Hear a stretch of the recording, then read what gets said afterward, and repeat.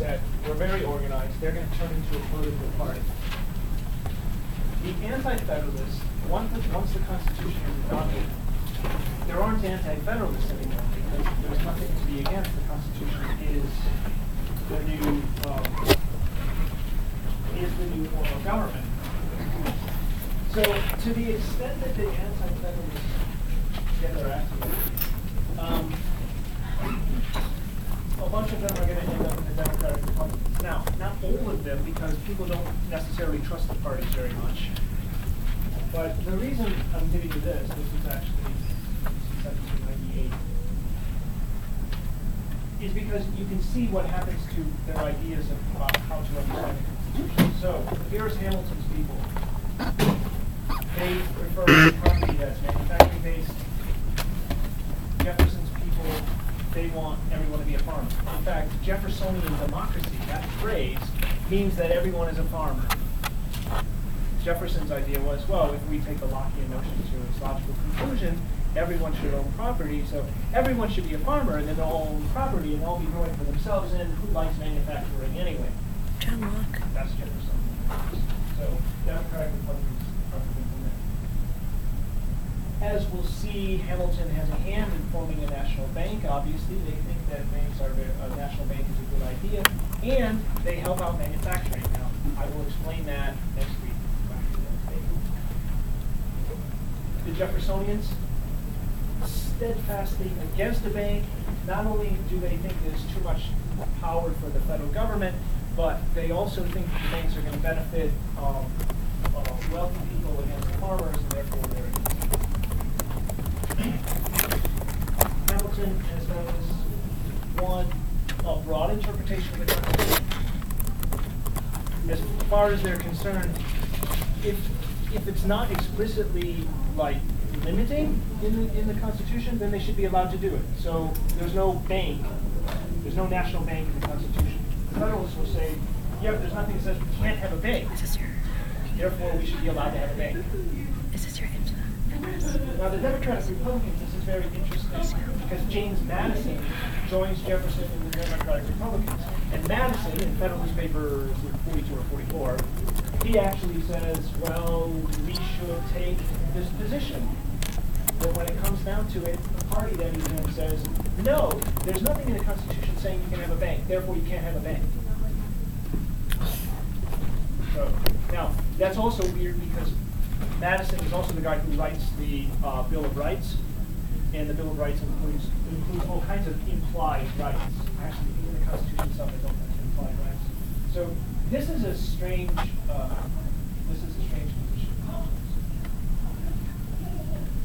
When it comes to the national authority, the thing about a federal system, as I've said to you, is power is shared between the national government and the states. The Federalists, as far as they're concerned, the national authority gets precedence over the states. And then, lo and behold, what a surprise, the Jeffersonians, the states get precedence over the federal government. And then, in terms of foreign policy, the Federalists, because they support manufacturing and Hamilton is their leader, they want a pro-British foreign policy. And Jefferson, who was always a Francophile, was ambassador to France under Washington, he wants a pro-French foreign policy. And so the two parties really take on these characteristics, but don't see this as necessarily being anti-federalism. This is what being in opposition looks like once the Constitution is in place. Are being pro-British and pro-French mutually exclusive? Yes, in this case. They wouldn't be today, but in the 18th century, late 18th century, it was a big deal. You're right. I was just. Yeah, because the French and British are constantly fighting with each other. It's what they do. It's a bland old tradition that is more one of the other to make the other person. And in the 1790s, it actually was an issue because the French Revolution had spiraled out of control. Napoleon takes over, and Napoleon is about to go to war basically with everyone. And so if you are pro-French, that means you're siding with Napoleon. If you're pro-British, it means you're fighting against Napoleon. And what sets this all off is actually something called the XYZ affair. And the Federalists are going to kind of go on the offensive. They're actually going to become pretty scoundrel-like characters. The Federalists, as you know, they're going to eventually ban votes in New Jersey. They're also going to try to imprison anyone who opposes them under the Adams administration. They're going to pass a series of laws that basically makes it illegal for you to criticize the president. They're going to attempt the same, they're going to run into a problem in the War of 1812 because that's the U.S. against Britain. And they have a pro-British foreign policy. And the result is that the Federalist Party is not going to survive the War of 1812. So if you're pro-British in that period, nobody likes you anymore, and so the Federalists die. In the grand scheme of things, we could say, well, you know, as much as we like some of the stuff that they were pushing for, they probably had it coming. But I wanted you to see, again, this is the shape it's going to take after Washington got out of office and after the parties actually formed. Okay? I don't want you to see this necessarily as being anti-federalist, although it has aspects to it, certainly. Okay? It's just that now the Constitution is enforced, and so this is what that looks like. So let's back up then and look at this discussion about ratification and what the Federalists and the people who voted for the Constitution and what kinds of ideas they have.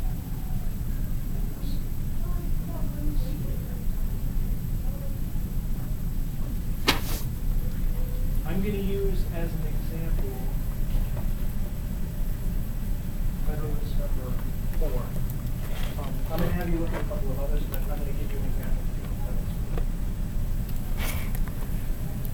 So,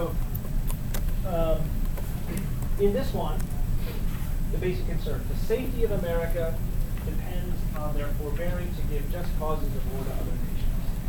Nations in general will make war whenever they have a prospect of getting it. Just the subject alone suggests that this one was written by Hamilton. He was very interested in foreign policy. We are rivals in the fisheries, in navigation, in the trade to China and India. It is easy to see that jealousies and uneasiness may gradually slide into the minds and cabinets of nations. Very nice phrase. So their concern here is, well, remember Thomas Paine, if we have independence and we don't have to deal with the British anymore, we can just trade and everything will be awesome. Okay? Now they're realizing that this is the first step in that. Now they're independent and they do want to just trade, but the Articles of Confederation were not getting them where they wanted to get, because remember, the 1780s are kind of a bad time. The country has just come out of the war. There's a terrible recession. There are a lot of people who owe money. You have a lot of unrest, so you have these rebellions, Shays Rebellion, this insurgency in Virginia, and it feels like things are out of control. And now they have these issues with trade, which I would demonstrate. Oh, it's right here.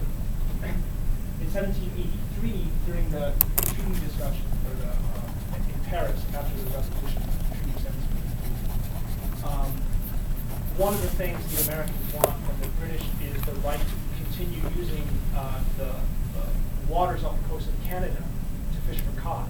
Cod was like a state. Everyone would eat cod. And if the British deny them the right to actually go fish there, that's the equivalent of basically starving all of New England, right? So they see this as being, a matter of national urgency. And so this rivalry they're speaking about between countries is not at all a small matter. So what does our writer say? Our writer says, well, one government can collect and avail itself of the talents and experience of the ablest men in whatever part of the union they may become.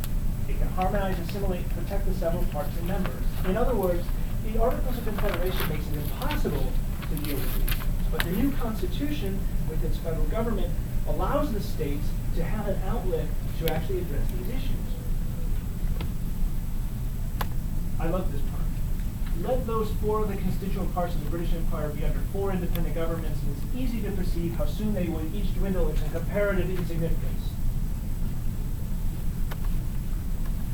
This is rhetorical nonsense.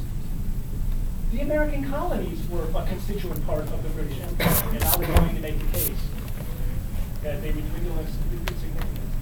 I mean, if there's any way to undermine your argument, this phrase would be it, right? So, yeah, that's pretty. When a people or family so divided, it never fails to be against themselves. There's this fear that if you don't adopt the Constitution, and for Hamilton, this is, what can I get in New York to make sure to ratify it? The worry is that the states are going to actually start fighting among themselves. Some of the anti-federalists in a few of the papers actually say, sure, let's do that. We have no problem with that at all. We would rather fight each other in a civil war than to adopt this Constitution. I mean, there's some radical thinking that some of the anti-federalists are actually going to put out there. Here's the anti-federalist response. Now, I'm going to have you read Federalist and Anti-Federalist 10. Those two actually go together. Okay? Not all of the anti-federalist papers actually match up perfectly. Some of them are responses, but some of them aren't. This one is not necessarily a direct response to number 4, but you get an idea of what they're getting at. Unless there be great and awful dangers, the change is dangerous and the experiment ought not to be made. This is one of those ones where the anti-federalists are like, no, we're sorry. We don't care what you say. We don't think that we should even bother adopting this Constitution. There's too much danger in it. There is no danger in dismemberment of our country, unless a Constitution be adopted which will enable the government to plant enemies on our backs. What are those dangers? Similar examples are to be found in ancient Greece and ancient Rome. Instances of the people losing their liberty by their own carelessness and the ambition of a few. We are cautioned against faction and turbulence. Now, this is interesting, of course. Eventually, Federalist number 10, this is number 4, stands for Federalist 4. Federalist number 10 is all about this issue of faction. We're going to talk about that in a minute. But they're worried about the ambition of the few. They're worried that the Constitution is make it possible for, I don't know, one of the things that we see very frequently among the anti-federalists is the fear that the wealthy people will come to dominate the entire system and not have a hold over it. This is what they're expressing. Benjamin Gale, at a town meeting in 1787, this was in November, in Connecticut. This is a really interesting, this isn't one of the papers, but it is recorded at this meeting. He says, the Constitution is the most dark, intricate, crafty, and unintelligible composition that I ever read or see composed by a man. When you're studying for the exam, you may decide that it is unintelligible also. The rash and hasty convention revealed the artful schemes of designing man, who would recover their commutation securities and the notes purchased for soldiers. The new bureaucracy believing that men have 3, 4, 5, and 600 slaves of their own, have high notions of this, can be more horse race than the value of one of our little farms. The expense alone would crush common people into the dust and reduce them to a state of vassalage and slavery. Now, the reason this is particularly interesting is on 2 levels. One, remember I showed you earlier that some of the people are supporting the Constitution because they're like, we love Section 10. This guy's saying, no, I hate Section 10. Okay? But he's also expressing something that's going to show up consistently later on. He's using this anti-slavery discussion. Now, this isn't kind of flowing to abolish slavery now. It's not that kind of statement. It's this concern about the ownership of slaves that's already starting to emerge. And eventually, these 2 ideas will they'll get conflated over time. And in the course leading up to the Civil War, these kinds of arguments are going to become increasingly common. In this case, it's about the Constitution itself.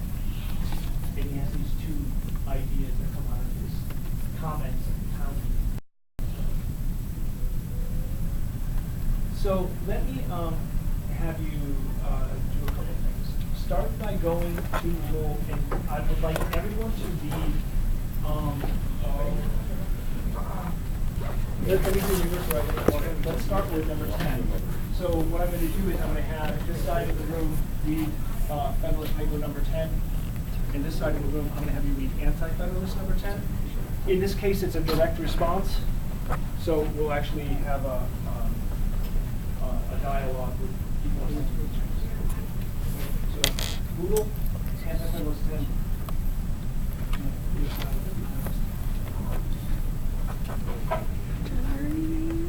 Like anti-federalist list of reasons to live.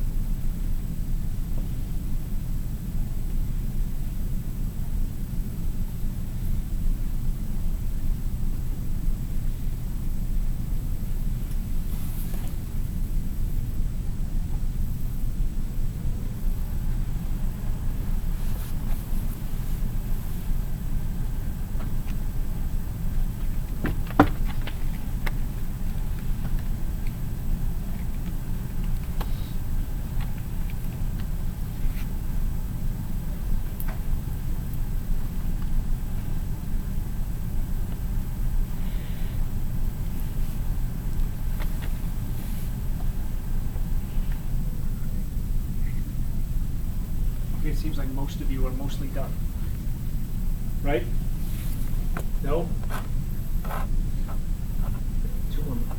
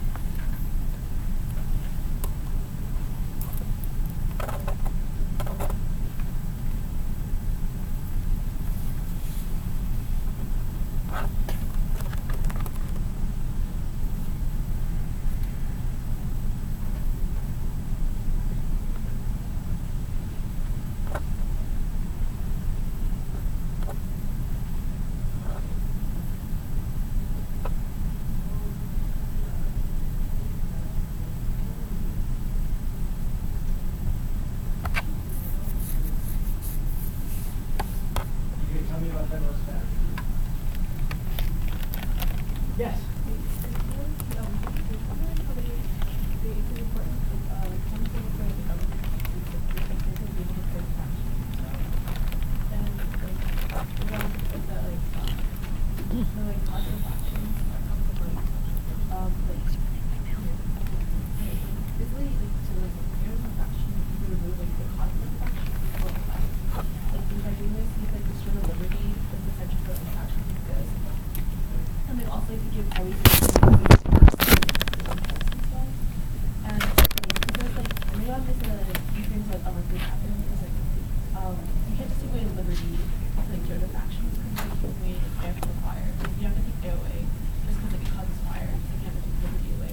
So what does he think, then if you can't address factions, then why does he, ultimately Madison says that factions are not going to be that big a deal. So for a long time nobody actually cared about the Federalist Papers. And then people started caring about the Federalist Papers. And then in the 20th century, for some reason, Federalist number 10 is like the one that everyone thinks everyone should read. I don't know, I think there are better ones, but we will try to understand at least what this one is doing. This one is about factions. Does factions mean parties? You say no, Sarah?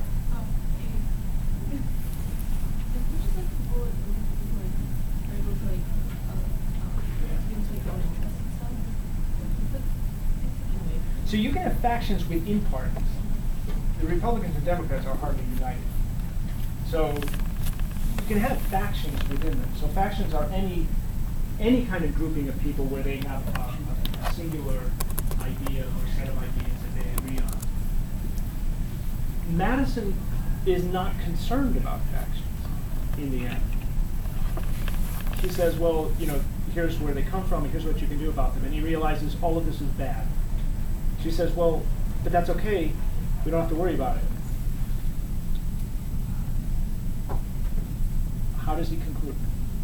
Sarah? Are they saying that, there's, minority and majority factions? Minority factions, we don't have to worry about it, because it's, a democracy, so it's, done by, majority vote and stuff. So minority factions can't do anything without any power.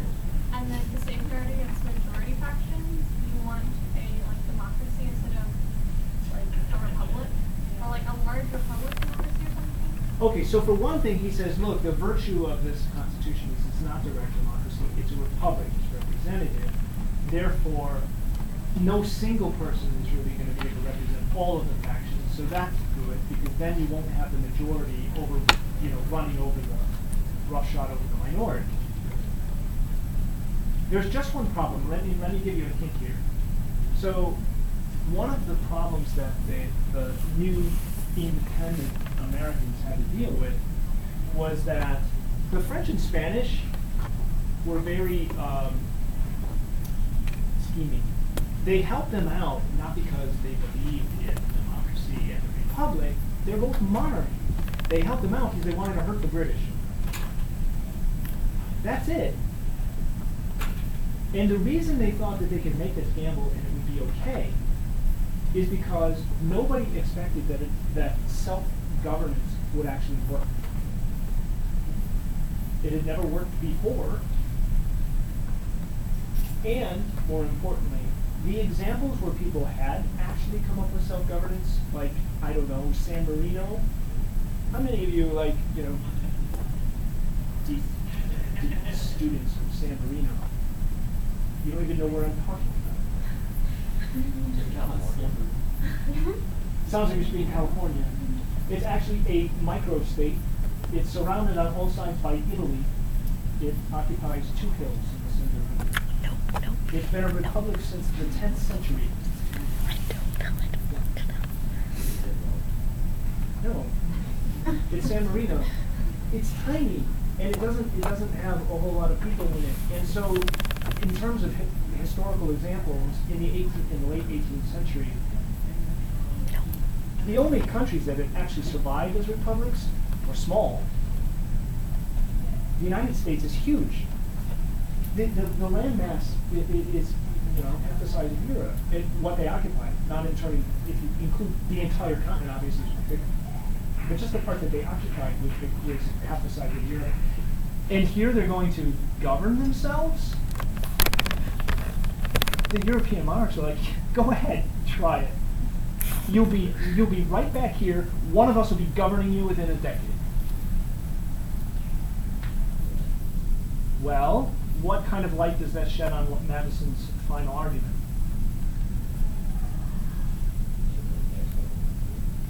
Obviously, the Europeans didn't come back.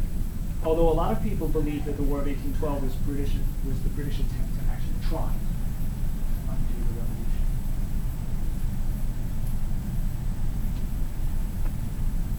How does Madison conclude this document?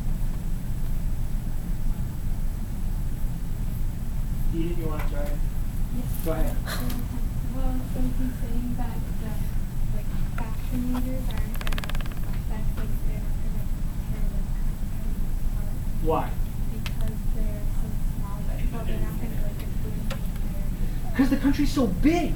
He says all of these people who think that this country's going to collapse because it's too big are wrong.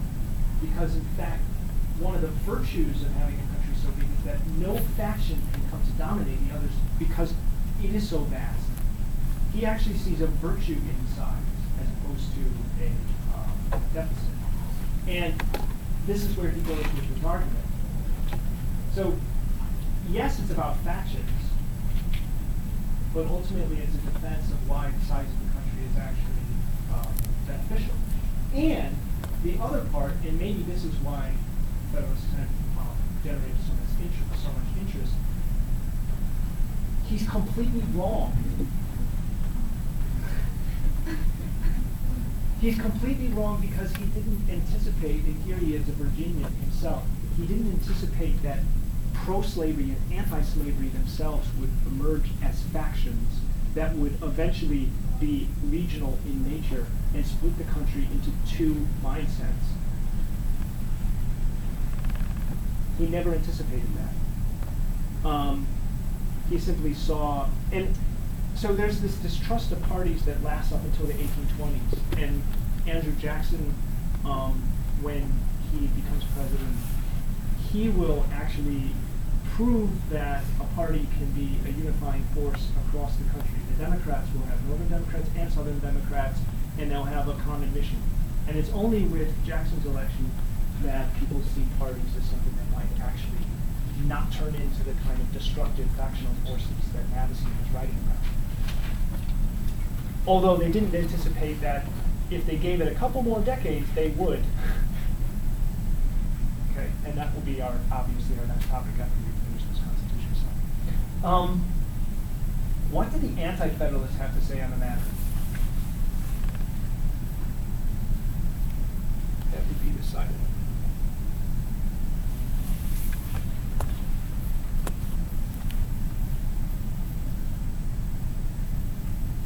There are 3 classes. Mhm. What are the 3 and what are the 2? The aristocrats. Yeah? Kind of. I think the second one is public. I would understand that. Well, Republican in this sense would be, means you're committed to having a republic. And the aristocrats would be the old aristocracy of Europe, that is the lords and barons and so on. Huh? Federalists. And then, well, in this case we have federalists. What do the Anti-Federalists think about this whole situation? The aristocrats. Okay? That should be a good thing, right? So, why are the Anti-Federalists so down on the Constitution?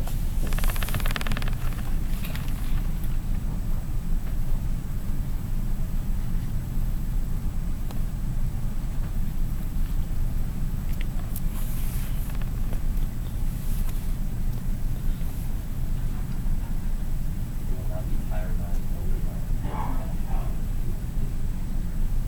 So they seem to be concerned about that, whoever the writer is, the Anti-Federalist here. He is in fact right? He's concerned about factions, and he's concerned about a single faction coming to dominate everyone else.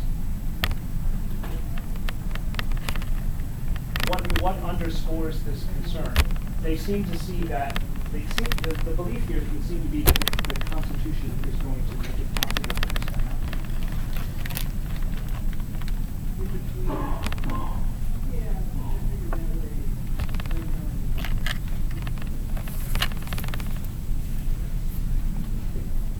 Here, I'll give you a hint.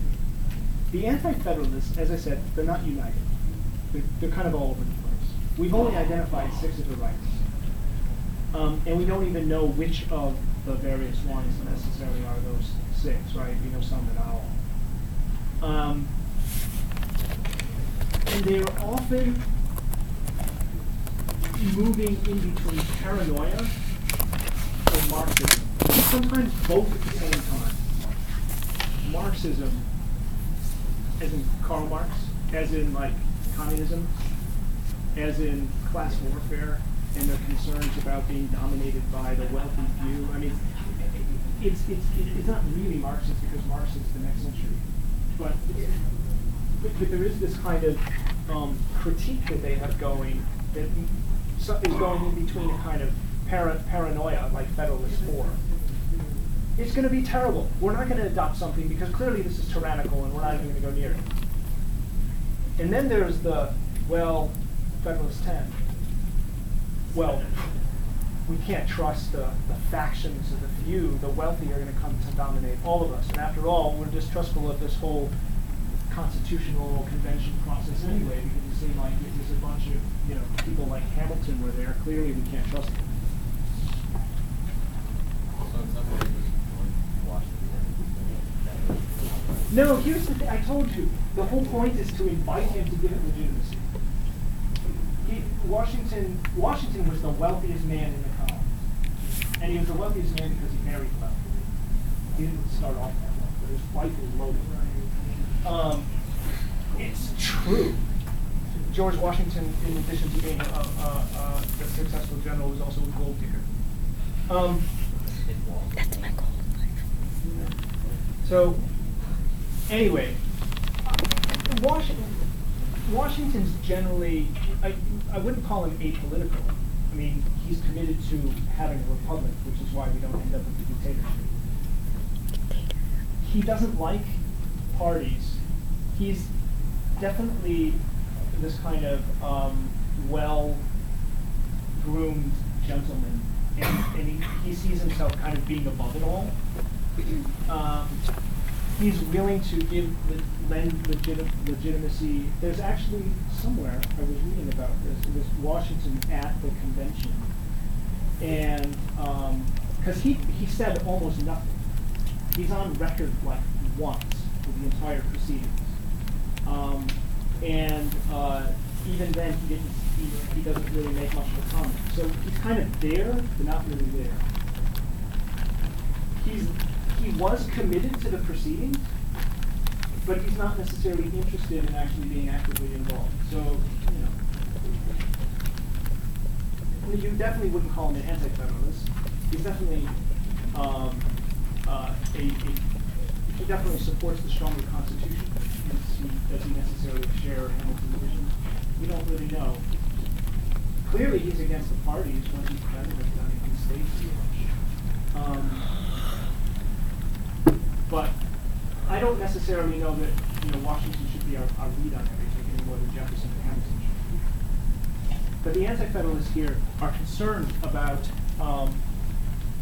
they are concerned that the Constitution is in fact going to lead down path of dominance by a small faction.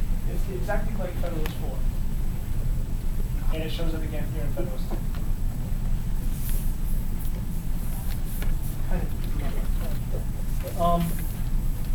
The other document that's in there, which I had the morning section, is Federalist 68, which was written by Alexander Hamilton. Since I've been here, this is my 10th term, since I've been here, every single year the students want to know, why do we have an electoral college? Yes, please. The same question every year. Why do we have the electoral college? Your answer is Federalist 68. Alexander Hamilton tells you why we have the electoral college. So I'll tell you what, we don't have a lot of time, but because I have the morning section to it, go ahead and read that. And if you don't make it through today, we'll talk about it first thing when I see you online.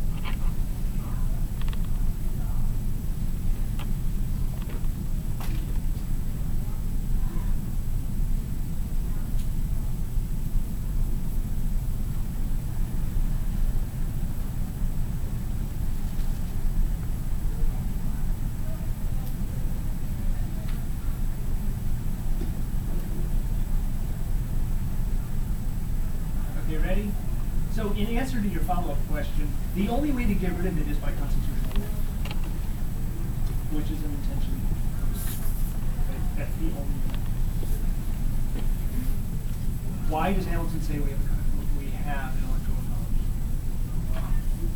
Well, he fears that the masses of people would be able to understand, like, all the intricate details, it would be able to firmly attack the society. Now, isn't this the same guy who didn't want poor people to vote anyway? Yeah. And he's still worried about the people's passions kind of being too heated up and being beyond their capacity to understand what they're doing. I'm sure from Hamilton's perspective, he's the only rational person in the room. Whichever room he might be in. What?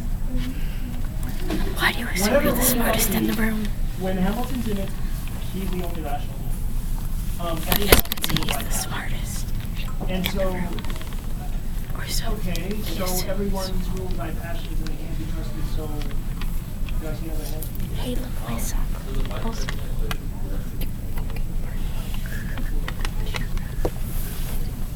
Yeah, it is possible, like for instance, if you have a minority vote and this has happened, if you don't actually have a majority decision, it goes to the House of Representatives to decide who the president is going to be.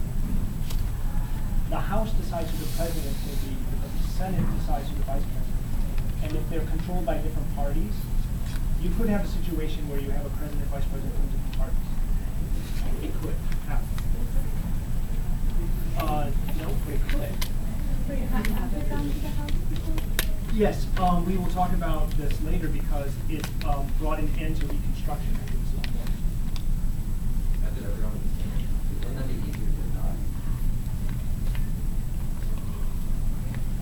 You mean, well, no, it depends on who controls the Senate. Like right now, it's both chambers are controlled by Republicans. A few years ago, there was a split. Generally, in a presidential year, I can't remember the last time. I'm sure it could come up with an interesting chart that shows like the years in which the two chambers were controlled by different parties. But you would have to have the right combination where it happened in a presidential election and a really close election. So the chances of it happening are incredibly slim. It can happen, but it's slim. But why does he say that we have it? People's passions can't be trusted, so therefore. Huh?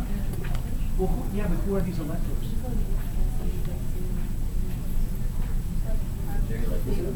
Be elected.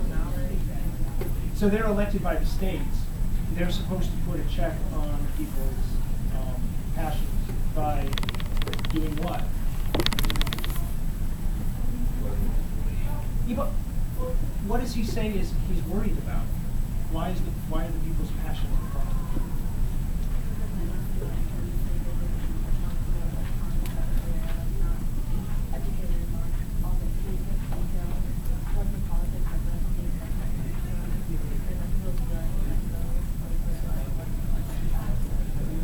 And so we leave it to the Electoral College to decide whether or not, the right decision has been made.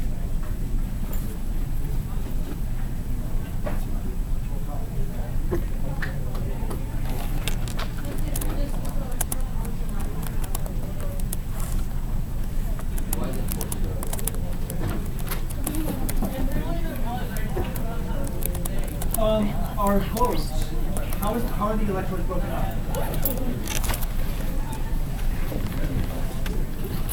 When I see you on Monday, that'll be my first one I'm going to know right now. I need to tell you who I vote.